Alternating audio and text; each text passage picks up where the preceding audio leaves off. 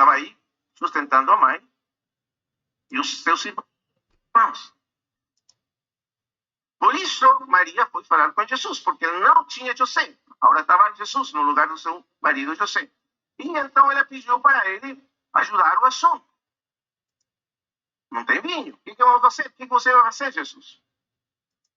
Temos que fazer algo. Agora, o segundo que chama atenção aqui é que ele estava muito ciente das capacidades do seu filho. Não no sentido de fazer milagres. Ele nunca viu o Senhor Jesus fazer um milagre até esse momento. Mas no sentido que ele sabia quão responsável, quão capaz, quão hábil, quão bom para fazer. E outra, ela engravidou, vamos dizer assim, do Espírito Santo. Então ela sabia que o filho dela era diferente. Ela sabia. Ela foi engravidada pelo Espírito Santo, não foi por José. Mas ela nunca tinha visto até então o filho fazer um milagre. Então, quando aconteceu essa situação aí na festa de casamento, ela foi no filho mais velho, quer dizer, acho que era o único filho dela, né, naquela ocasião, que era Cristo, né? Que era Jesus. Tudo, porque você imagina o Senhor, tudo que o Senhor fazia era certinho, nada falhava. Então ela sabia, o Senhor era muito bom para organizar, para tudo. E vai falar com o meu filho? Vou falar com meu filho vai resolver o assunto. Peraí. E foi falar.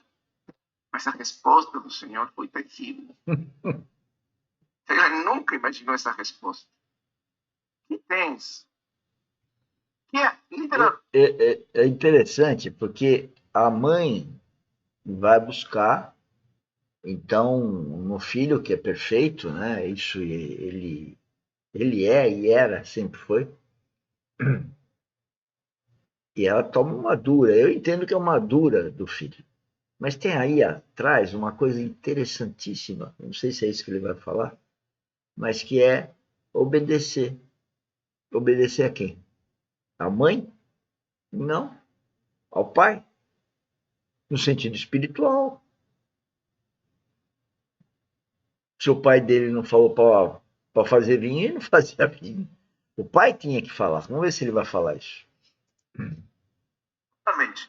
Que há entre tu, entre eu, ou tu e eu, Senhora? Nem usou a palavra mãe. Senhora. Mulher. Aí não é despectivo, é simplesmente Senhor. Mas é como se você tomasse distância da pessoa.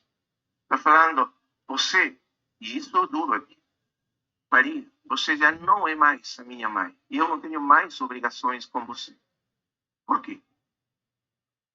Porque desde esse momento para frente, eu tenho apenas obrigações. É exatamente isso.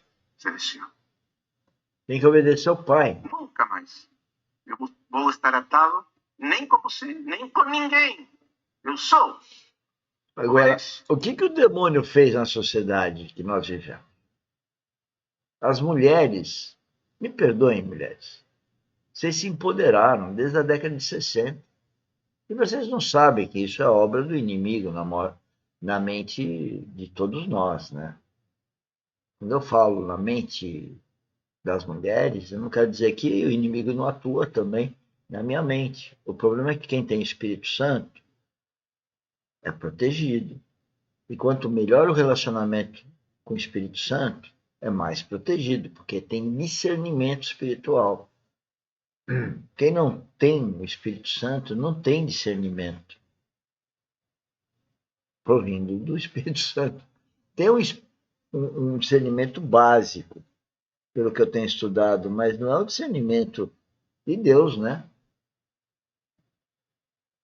Então, as mulheres, desde a década de 60, quando aquelas coisas de mulher andar com os peitos para fora e tal, né? Foi porque para dizer que ela é poderosa, que ela começou a querer dominar o homem, e muito aconteceu assim. Né? Mas não é o que Deus quer. É muito claro na Bíblia a responsabilidade do homem e a responsabilidade da mulher. E quando fala lá que a mulher é submissa ao homem, o homem também é submisso à mulher, mas são submissões diferentes. E a sociedade, o mundo, ele distorce tudo, né? Porque o mundo jaz no maligno, né? O príncipe do mundo é Satanás. O mundo é trevas. Trevas, que trevas é essa? Você vai com trevas. Eu ando para baixo da luz, sol todo dia, não é trevas. Trevas espirituais. Não é a treva de estar num lugar escuro. É a treva de não ter a luz de Cristo.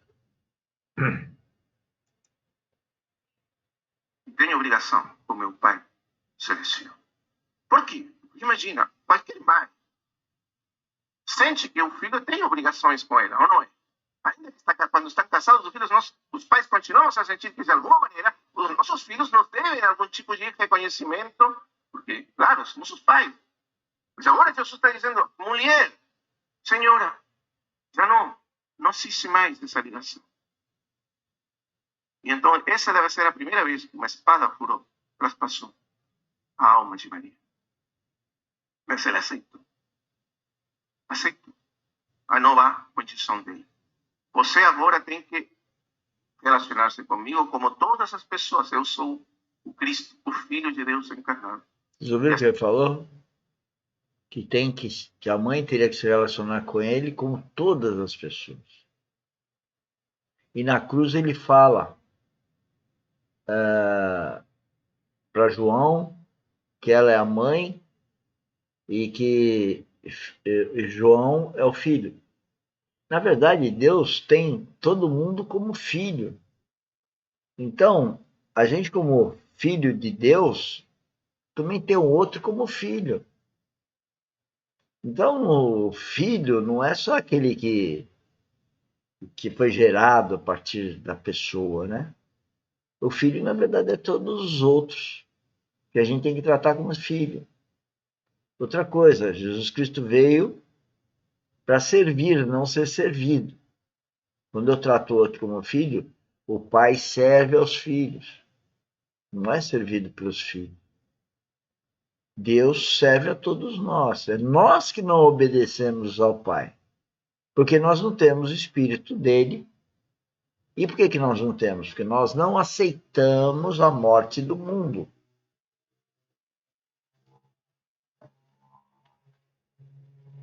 É muito difícil aceitar a morte do mundo. A morte do mundo significa filhos contra si, significa o cônjuge contra si, os amigos contra si. Só os irmãos em Cristo que vão ser mais condescendentes, vamos dizer assim. Né? Porque o inimigo atua na mente de todo mundo para criar esse constrangimento, essa hipocrisia, né? A mentira, a mentirinha, né? A dissimulação. Uma sociedade hipócrita. Se eu não ver o quanto eu sou hipócrita, eu não vou melhorar minha hipocrisia. Para relativamente a Cristo, que é perfeito. Assim que você tem que reconhecer e aceitar agora. E aí, Maria falou, Maria não, nem discutiu o ponto, você sabe, né? Maria falou, tá bom. Mas foi falar com os servos aí e falou, façam tudo o que ele disse. Que maravilha, irmãos amados. Esse é o começo do Evangelho. Por quê? Porque uma das grandes ênfases de João é a seguinte: a palavra de Jesus, na palavra do Senhor Jesus, está o poder de dar vida e mudar todas as coisas. Nas palavras do Senhor. Nas palavras do Senhor está mudar tudo. A vida. Por isso que Cristo é o caminho, é a verdade. A verdade é Cristo. E é a vida verdadeira, que é uma vida espiritual, sobretudo. Portanto, essa vida carnal é uma vida, vamos dizer, em glória, quando comparada com a vida eterna. A vida eterna é em Cristo, ele é o cabeça. Então, quando a gente não vive isso, a gente não tem maturidade espiritual para ter discernimento que tem aquele que vive isso. E eu fico triste comigo mesmo. Por que eu não tinha. Eu gostaria de ter tido esse discernimento com 20, 30 anos, né? Discernimento eu estou tendo agora com 68. Por isso que eu digo que eu sou um adolescente espiritualmente falando.